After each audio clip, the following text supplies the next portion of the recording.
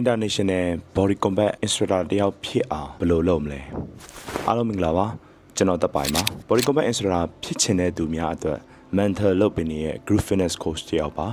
ခုဒီနေ့ sharing လုပ်ပေးချင်တာကတော့ fitness industry မှာ International Body Combat Certified Instructor တယောက်ဖြစ်အောင်ဘယ်လိုလုပ်မလဲဆိုတာကို sharing လုပ်ပေးချင်ပါတယ် Certified တယောက်ဖြစ်ဖို့အရင်ဦးဆုံး Let's Me Body Combat IMD Training Day 1 2 3ကို online ကနေ join ရမှာဖြစ်ပါတယ်Let's make Body Combat IMD Training Day 1 to 3အကြောင်းအရင်ရှင်းပြပေးပါမယ် IMD Initial Module Training လို့ခေါ်ပါတယ် Day 1 and Day 2ကို online ကနေ Zoom နဲ့နေ့ရက်အရင်သင်ပါတယ်လာ join တဲ့ instructor အခြေအနေတင်မဲ့ Master Trainer ပေါ်မှာမူတည်ပြီးတနေ့ကို9နာရီကနေ9နာရီထိသင်ပေးပါတယ်အကြောင်း online Zoom နဲ့ပဲသင်ရတာလဲဆိုတော့အရင်ကတော့ Master Trainer တွေကမြန်မာပြည်ကိုလာပြီးတော့ training တွေလာလုပ်တယ်။နောက်ပိုင်းမှာအပြင်မှာ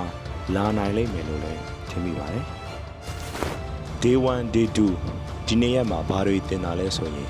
Body Combat Instructor တယောက်တည်တင်ကိုတည်ရမယ်အခြေခံဖြစ်တဲ့ choreography, technique, coaching, connection, performance စတာတွေကိုသင်ကြားပေးပါတယ်။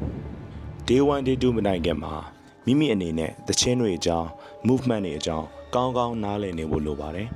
Body Combat ကိုလည်းအခြေခံအချက်လေးတွေသိထားဖို့လိုပါတယ်ဒီလို IMD training တွေကို Let's Make Asia Pacific official website ကနေ register လုပ်ရမှာဖြစ်ပါတယ်ဆိုတော့အဲ့အတွက် Australia dollar AUD ဒေါ်လာ900ပတ်ချလဲလောက်တွင်းပေးရပါတယ် Day 1 Day 2 training အပြီးမှာတော့5 weeks 5ပတ်တာကာလလေ့ကျင့်ရမှာဖြစ်ပါတယ် Day 1 Day 2 training အပြီးမှာတော့ကိုယ့်ရဲ့ mentor နဲ့အတူ9ပတ်တာဒီ5 weeks ကာလ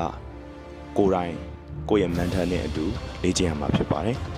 အဲဒီလေ့ကျင့်ပြီးပြီဆိုရင်တော့ Day 3အနေနဲ့ Body Combat Full Class ကို video အစားဆုံးရိုက်ပို့ပေးရမှာဖြစ်ပါတယ်ပြီးသွားရင်တော့ result ကို1 week ဒါမှမဟုတ်2 week လောက်ဆောင်ပြီးတော့ pass or resit အဖြစ်ထွက်လာပါလိမ့်မယ်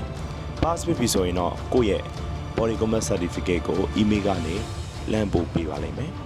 တင်ကအခုလိုမျိုး